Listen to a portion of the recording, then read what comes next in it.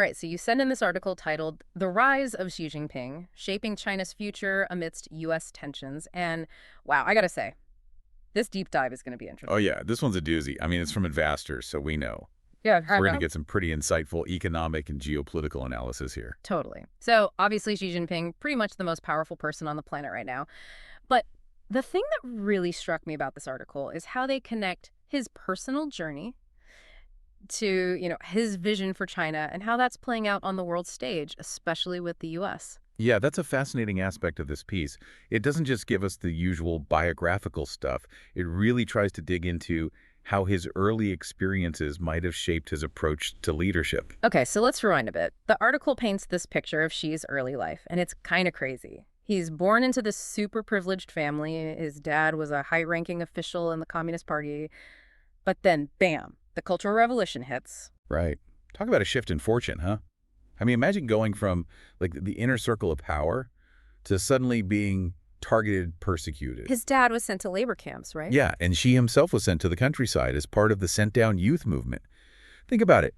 Millions of young people, many from privileged backgrounds, just like she, ripped from their families, forced into hard labor in these rural areas. It's wild. It's almost impossible to even fathom. And, the article talks about how this experience really shaped his worldview. There's even a quote where he says those years forged his resilience and made him capable of leading China through adversity. And that's key. It's not just some anecdote from his past. You can see how those experiences, the hardship, the uncertainty, the power of the party, likely instilled in him this, I don't know, maybe a need for control and order.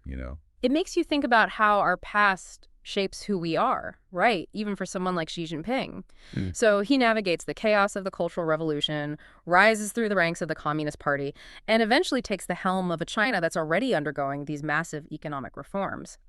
But this article argues that he has even bigger, bolder ambitions for China's future. Oh, absolutely. And those ambitions, well, you can see them playing out in a big way with things like the Belt and Road Initiative. This isn't just like building some roads here and there. We're talking a global infrastructure project connecting over 150 countries across Asia, Europe, Africa, ports, roads, railways, digital networks.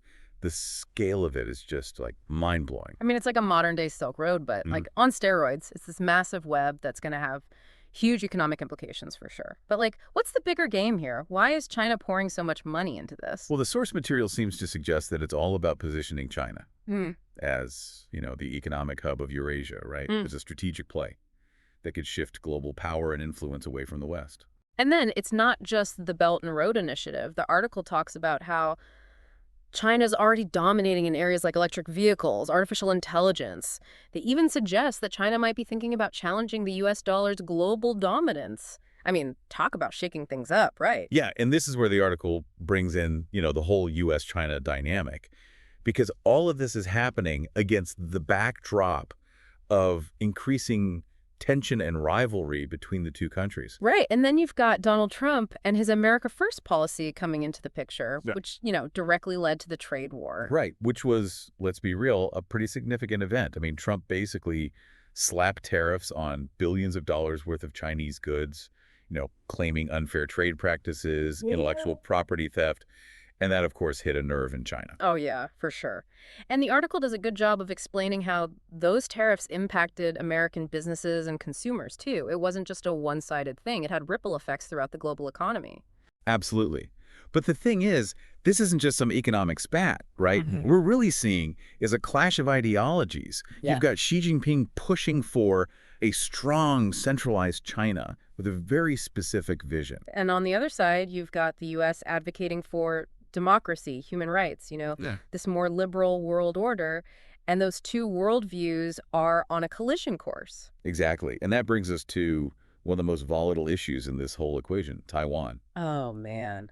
Taiwan. That's where things get really, really tense. Right. I mean, you've got China claiming sovereignty over Taiwan, increasing military presence in the region, and the U.S. pledging support for Taiwan's defense. It's a powder keg. It's like everyone's holding their breath, wondering if this could be the flashpoint that sparks a major conflict. And it's not just about international relations, right? The article also digs into how she is consolidating power within China itself. Yeah, that was a really interesting part of the article. On the one hand, you have this incredible modernization happening. China's economy is booming, technology is advancing at an insane pace. But on the other hand, there's this tightening grip on dissent, increased censorship, restrictions on personal freedom. Yeah, it's pretty paradoxical, right? I mean, the source material highlights Yeah. how Xi has silenced critics, jailed activists, ramped up surveillance. It makes you wonder, can a country really have this level of economic progress without some degree of political freedom? Yeah. It seems like Xi Jinping believes control is essential for maintaining stability and, achieving those ambitious goals he has for China. Right, and he's certainly not afraid to use his power to achieve those goals. Hmm. I mean, he's consolidated power within the Communist Party, even using an anti-corruption campaign to, let's be honest, eliminate rivals. It's a pretty fascinating, if somewhat unsettling picture. Totally. And there's this one detail in the article that really surprised me. It's how Xi Jinping has embraced Mao Zedong's legacy. I mean, considering all the devastation caused by the Cultural Revolution, which, as we discussed, he personally experienced, it's kind of a head scratcher, right? Why would he align himself with such a controversial figure? It's an interesting strategy for sure. I mean, it's not like he's endorsing everything Mao did, but he's definitely drawing on that image of a strong, unifying leader. It's almost like he's trying to tap into a certain nostalgia, sense of national pride to legitimize his own rule and bolster his authority. It's like he's carefully selecting the parts of history that fit his narrative, right? Using them to create this image of himself as the one who can lead China to greatness.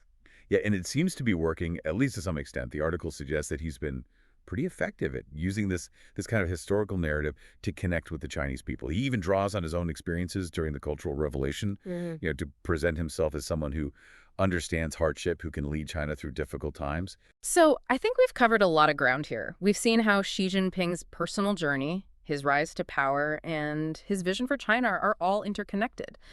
And, we've talked about how these factors are playing a role in the increasingly complex relationship between China and the U.S. Yeah, and this is just the beginning. Now that we've got this foundation, Mm-hmm. we can start to explore some of the potential scenarios that might play out in the future. And that's where things get really interesting because we start to imagine what the world might look like Yeah. in the years to come.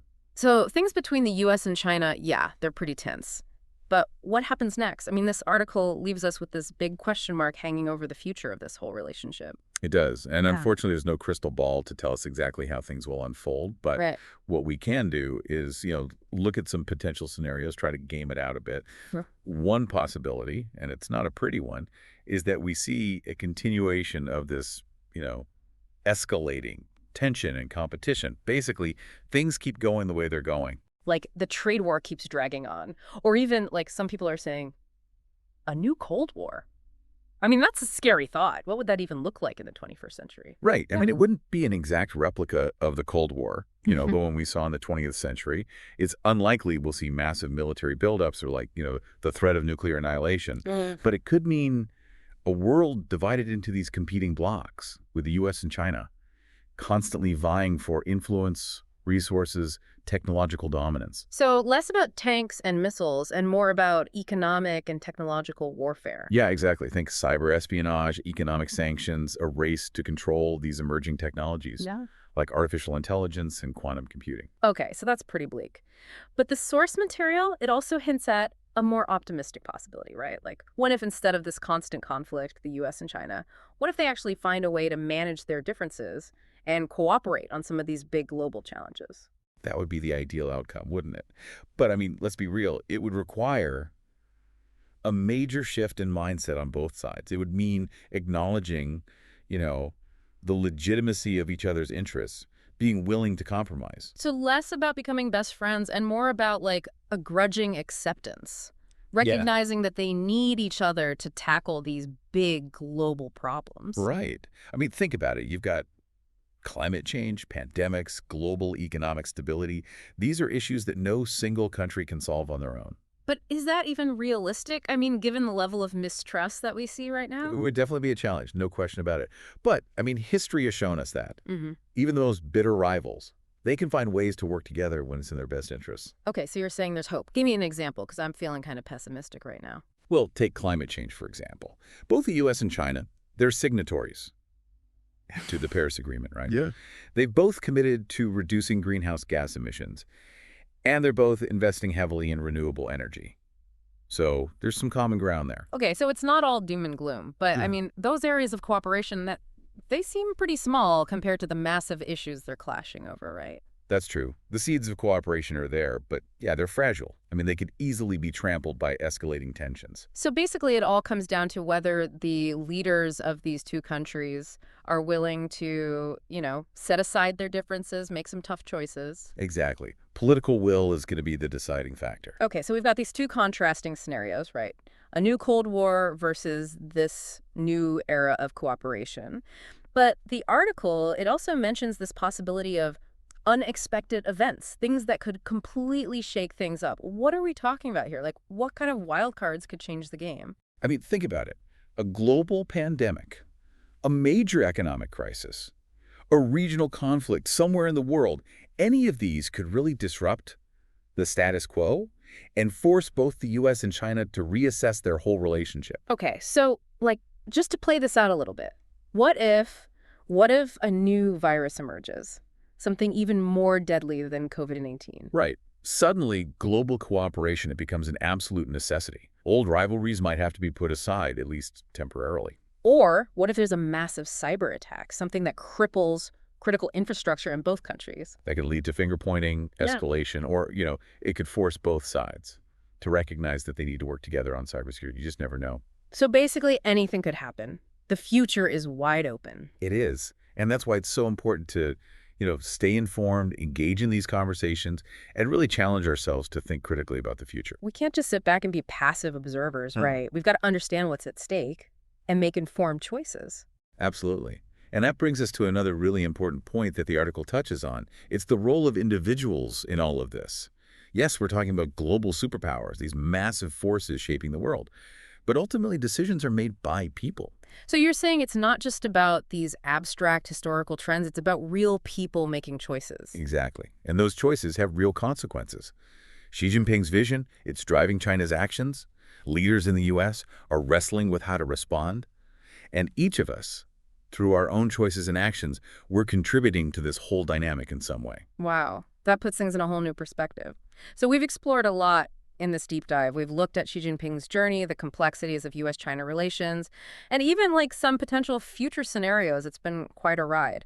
So we've explored different scenarios, a new Cold War, maybe more cooperation, even those wild cards that could completely change the game. It's a lot to take in, for sure. But what are the big takeaways here? What should listeners really hold on to after this deep dive? I think the most important thing to remember is that China's rise under Xi Jinping is it's a historic shift in global power. And it's not just about China getting richer, right? It's about them reshaping the whole world order. And that has huge implications for everyone, not just the U.S. Right. We can't just pretend it's not happening. This is the reality we're living in now. Exactly. And another key point is that U.S.-China relations, well, they're messy. There are areas where they cooperate, areas where they clash, and it's constantly evolving, It's not a static thing. It's like they're dancing, but they keep stepping on each other's toes. Yeah, I like that. Bit of a clumsy dance. But it highlights the need for diplomacy, strategic thinking. I mean, the decisions leaders make on both sides, they have these ripple effects across the globe. And this brings us back to that idea of individual leadership, right? The article really emphasizes how much impact one person can have on the course of history. I mean, Xi Jinping's vision, his experiences, his leadership style, it's all shaping China's actions on the world stage. Absolutely. And it makes you think about the responsibility that comes with leadership, right, on both sides. It's about making informed choices, ethical choices, because the future, well, it really hinges on those decisions. So, given all this, what can we as individuals do? I mean, how do we navigate this uncertain future? Honestly, the most important thing is to stay informed, stay engaged, read articles, listen to different viewpoints, question your own assumptions. The more we understand, the better equipped we'll be to, make informed decisions and contribute to solutions. So not just doom scrolling through headlines, but actually digging deeper, having those conversations, trying to understand the nuances of all of this. Exactly. Yeah. Because it's easy to feel overwhelmed, Yeah. but every action, every conversation, every choice matters. It's not about having all the answers. It's about asking the right questions. Yeah. It's about engaging in that messy process of trying to build a better future. That's a great point. So to our listener out there, thanks for sending in this article. It really sparked a fascinating deep dive, right? And it did. We got to explore Xi Jinping's rise, unpack all the complexities of U.S.-China relations, even imagine some possible futures. It's a lot to think about. It is. And remember, the future isn't set in stone.